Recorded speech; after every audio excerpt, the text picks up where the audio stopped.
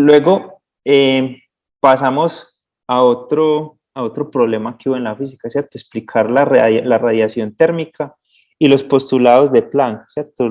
Acerca de cómo era esta radiación, ¿cierto? Lo que hemos hablado durante las sesiones anteriores de la radiación de cuerpo negro, la discretización de la energía, ¿cierto? Cuantización de la energía, todo eso. ¿Desde dónde vino eso? ¿Cierto? Entonces, igualmente, Max Planck en Alemania, pues vivió entre 1858 y 1947.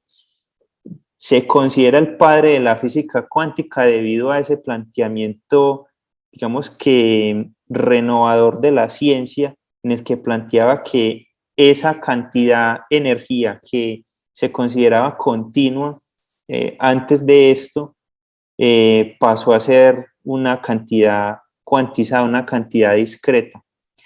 Esa revolución se dio precisamente el 14 de diciembre de 1900 en la Sociedad Alemana de Física, en una conferencia, en donde el día antes, el día 13 de diciembre, alguien le había hecho una pregunta de por qué, no, o de cómo se podía ajustar los modelos clásicos de la radiación de cuerpo negro que se tenían hasta el momento, ese fenómeno de Rayleigh-Jeans, a la evidencia experimental.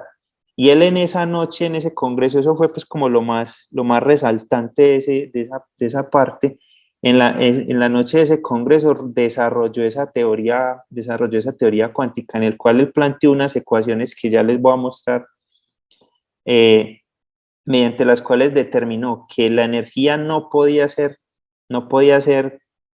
tomada como un espectro continuo, sino que tenía que ser, o que esa energía tenía que ser liberada desde el material en unos paquetes de energía. Esto dio nacimiento al estudio de la radiación térmica. Pues es una ciencia que hoy en día es bastante revolucionaria porque nosotros, digamos que la vemos en ingeniería biomédica en muchas partes, ¿cierto? No solamente se trata de lo que vemos con la luz visible o del calor que emanan los cuerpos, sino también todas esas máquinas de rayos X, las tomografías, los espectros de resonancia magnética. Todo eso está basado de cierta manera en esta física que revolucionó el siglo XIX y que ha revolucionado por la historia desde ese momento. Esa física también explica cosas como esa radiación de la radiación de espectro de microondas que se observa en el borde del universo, ¿cierto? Una cosa que los físicos en astronomía estudian con mucho detalle, de por qué todavía hay como energía radiante en ese borde visible del universo, en lo que alcanzamos pues a tener como la frontera del universo en el visible. Y bueno, entonces, ¿qué pasaba? Entonces, se tenía desde la concepción clásica que, eh, que el espectro de radiación que emitía un cuerpo negro, bueno, primero, ¿qué es un cuerpo negro? ¿Qué es un cuerpo negro? Entonces, el cuerpo negro era un concepto teórico, pues y que de cierta manera ciertos materiales cumplen muchas de esas propiedades, pero era un concepto teórico en el que se expresaba que que la energía radiante o la radiación que provenía de ese cuerpo era netamente producida por energía que liberaba ese cuerpo, que no tenía nada que ver la reflexión de la luz que se podía provocar en el cuerpo, ¿cierto? Porque nosotros, digamos que en este momento sabemos que nosotros vemos los colores de los diferentes materiales, o de las diferentes cosas de la naturaleza, es porque la luz del sol, que es una onda electromagnética, choca contra ese material y refleja de cierta manera únicamente las longitudes de onda que componen el color que nosotros vemos de esas cosas. En el caso del cuerpo negro, es un cuerpo que absorbía completamente la radiación y que únicamente dejaba salir la radiación que él mismo producía por efecto del calentamiento, del cambio en la temperatura. Entonces, desde el punto de vista científico, el cuerpo negro fue conformado por un material metálico conductor en el cual el campo electromagnético se hacía cero por las propiedades del conductor y que las fuentes de luz que ingresaban a ese material iban perdiendo energía internamente, pero no se podía, no se obtenía pues como por el agujero que se observaba, no se obtenía respuesta de esa luz que salía, ¿cierto? O sea, toda la radiación que escapaba del cuerpo negro era únicamente por radiación producida por cambios en la energía térmica del material, no porque hubiera entrado un rayo de luz y reflejó en las paredes y volvió a escapar. Entonces yo aquí estoy pues en el laboratorio de física moderna en la universidad, les voy a mostrar el experimento de cuerpo negro que tienen acá. No sé si lo alcanzan a ver, es esa cosita roja que se ve allá al fondo.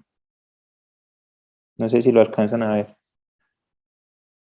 Sí, Sí, pero chiquito, pues lejos. voy a, voy a tratar de acercarme un poquito. Lo que pasa es que como tengo el cable de internet, se ve mejor. Profe, y si deja de compartir tantico la pantalla. Ah, sí. Eh, De pronto ahí. Sí, mejor.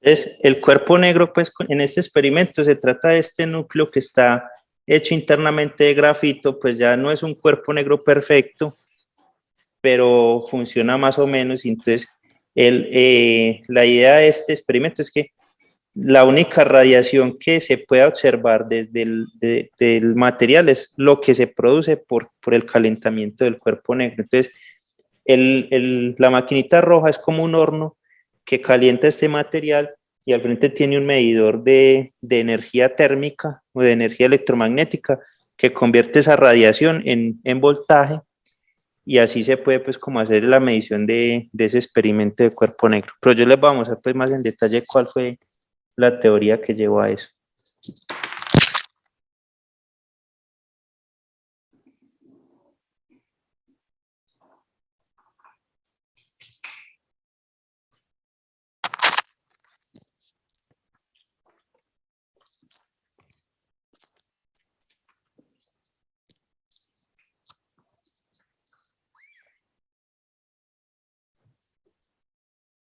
¿Están viendo mi pantalla otra vez?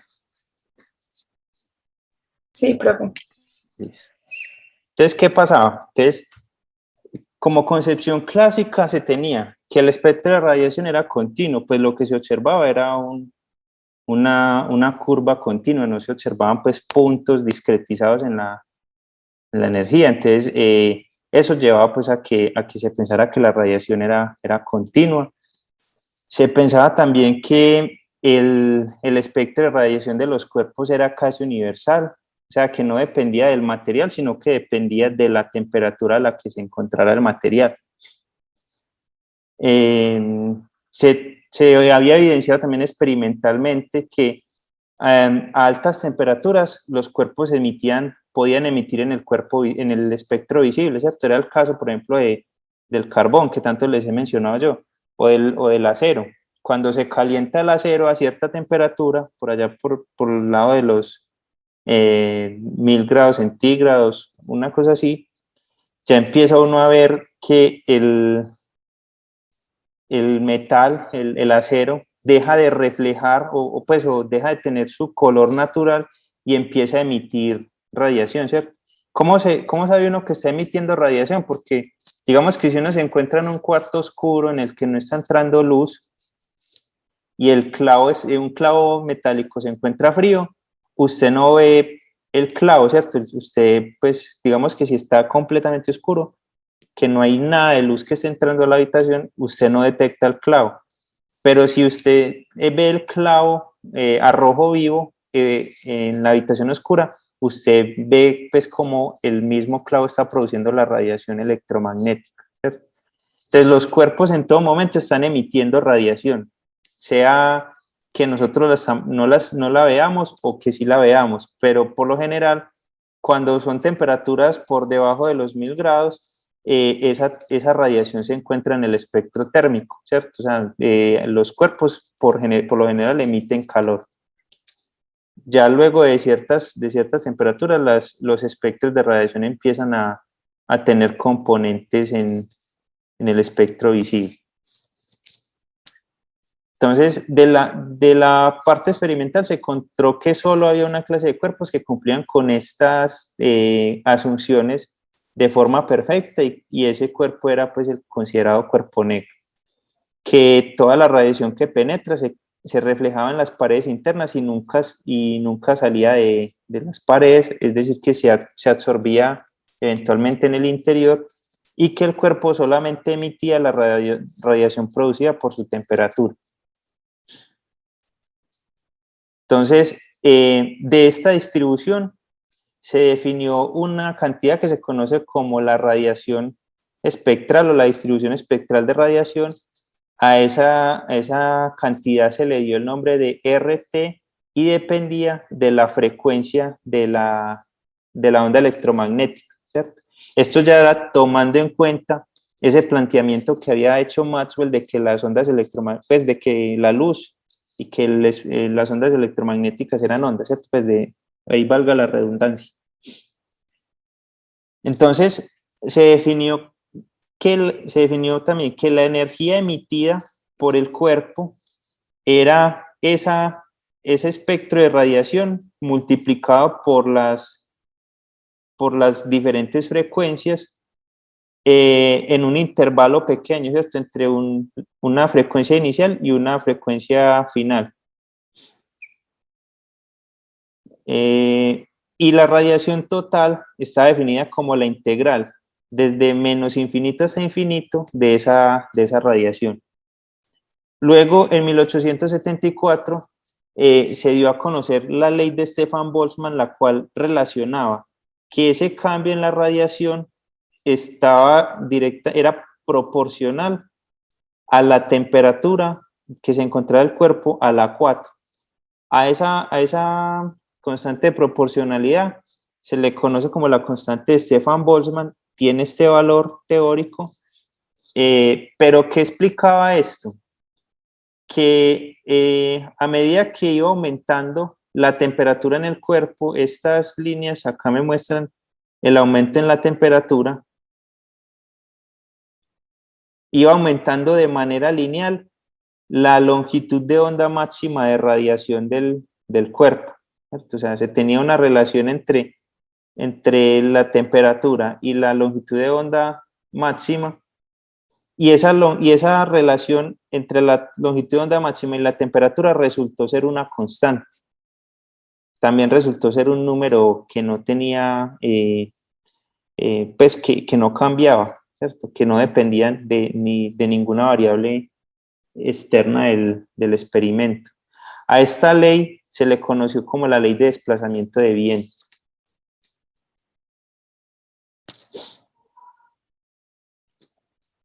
Bueno, pero entonces volviendo a ese planteamiento clásico, entonces, pues se intentaba expresar o se intentaba expresar con la física que se conocía en ese momento, cómo era posible que se diera ese espectro de radiación tan bacancito, pues de esa montañita que subía y decaía, ¿cierto?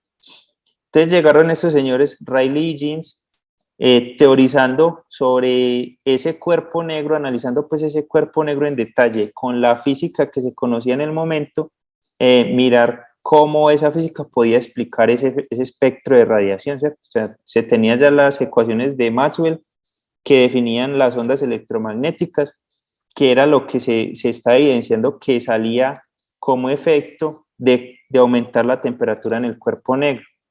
Entonces, se hicieron pues experimentos para validar el modelo. Se utilizó como cuerpo negro una caja metálica con una temperatura uniforme. Se trataba pues de mantener esa temperatura del cuerpo de manera uniforme. Y se conceptualizaba de que las paredes iban a emitir radiación únicamente por cambios en la temperatura, ¿cierto? O sea, los cambios en la temperatura agregaban energía al material y esos hacían que, de cierta manera, liberara energía electromagnética.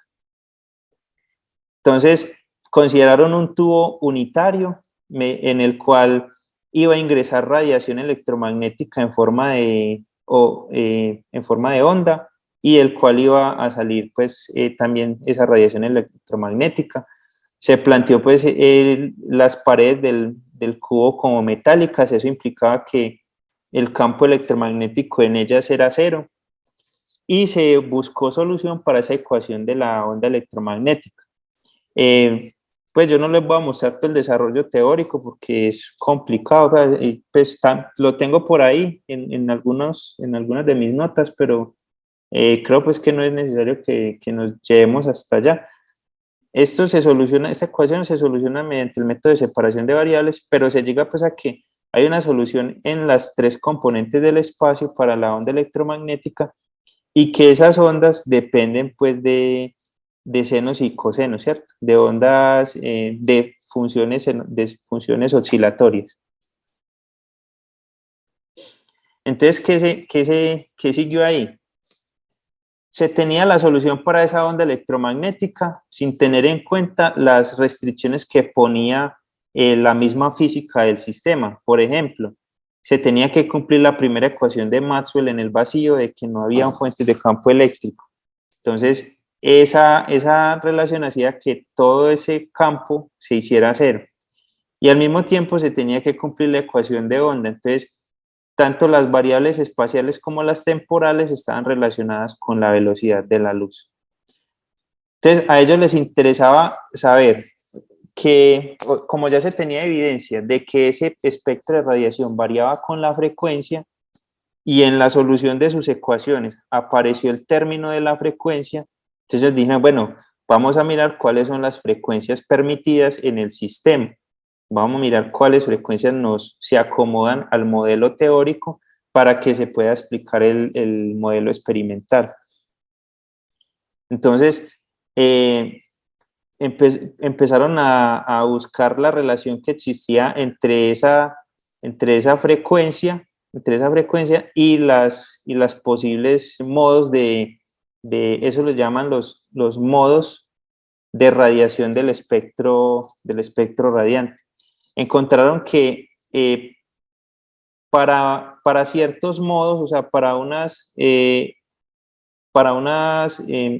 digamos que para unas zonas determinadas del cuerpo negro, se encontraba la relación de que las frecuencias permitidas estaban dadas por esta ecuación.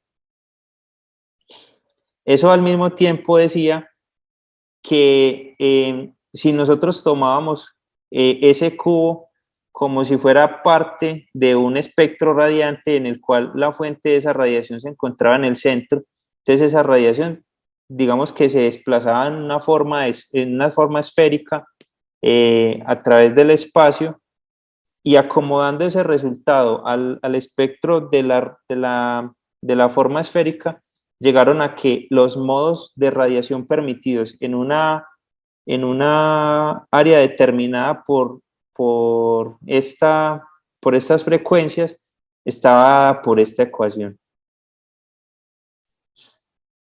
Yo creo que pasé muy rápido. Acá. Listo. Bueno.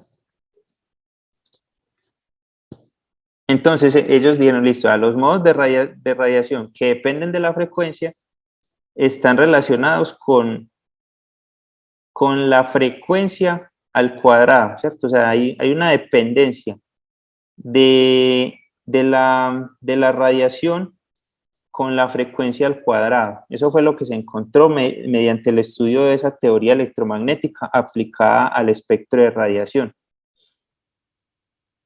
Luego ellos tomaron también como referencia la teoría de Stefan Boltzmann, en la cual ellos decían, no, es que la energía dentro de un sistema cumple un criterio que se llama la equipartición. Ahorita les menciono más en detalle qué era eso, pero quería decir que la energía promedio del sistema estaba relacionada con una constante de Boltzmann, con una constante de la naturaleza y con la temperatura a la que se encontrara el medio en el cual se estaba midiendo esa energía. Entonces, basada en esa ecuación, en esa ley de equipartición de la energía, encontraron que la energía radiante, la energía radiada por el cuerpo negro, dependiente de la frecuencia, estaba relacionada con la constante de Boltzmann, con la temperatura y con la frecuencia a la que, con el cuadrado de la frecuencia a la cual se estaba midiendo el espectro de radiación. Luego, para encontrar la densidad de energía, se divide esa energía por el volumen completo de la esfera y ahí se llegó a esta que se conoce como la ley de Rayleigh-Jeans, en la cual ya se tiene que la densidad espectral de energía que depende de la frecuencia está relacionada con el cambio en la frecuencia al cuadrado. Entonces, este modelo que ustedes ven acá es el que expresa este comportamiento cuadrático que aumenta con la frecuencia, ¿cierto? A medida que aumentamos la frecuencia o analizamos la frecuencia con la cual se debería estar haciendo la radiación del cuerpo negro, se observa que a medida que aumenta la frecuencia, pues la energía debería aumentar también hasta el infinito, ¿cierto? Y eso no acomodaba digamos, la evidencia experimental, pues debido a que se observó experimentalmente que a pesar de que había un aumento con la frecuencia, había un punto en el que se llegaba a una máxima radiación, una máxima intensidad de radiación del cuerpo negro y luego iba decayendo sin importar que la frecuencia fuera aumentando. Entonces eso se le conoce hoy en día y se le conocía en esa época como la catástrofe ultravioleta, ¿cierto? Lo que hablábamos la clase pasada, que cuando ya se tienen frecuencias muy altas, frecuencias cercanas al ultravioleta, el modelo teórico de Rayleigh-Jeans, que se dedujo mediante ecuaciones clásicas, mediante la física clásica que se conocía en el momento, que era la física electromagnética y física termodinámica, no se ajustaba a la evidencia experimental, ¿cierto? La evidencia experimental arrojaba otra situación diferente. Entonces, hasta este punto, este problema se había tratado con física clásica, ¿cierto? Con lo que se conocía de física y que ya se tenía validado de física, que era el electromagnetismo y algunas leyes termodinámicas. Pero esa física no era suficiente para explicar este fenómeno de la naturaleza. Sí, yo sé que estoy volviendo a repetir lo de la historia, pero aquí ya estamos viendo como más en detalle qué física se utilizó para poder deducir ese comportamiento de la radiación, pero que igualmente no se ajustaba.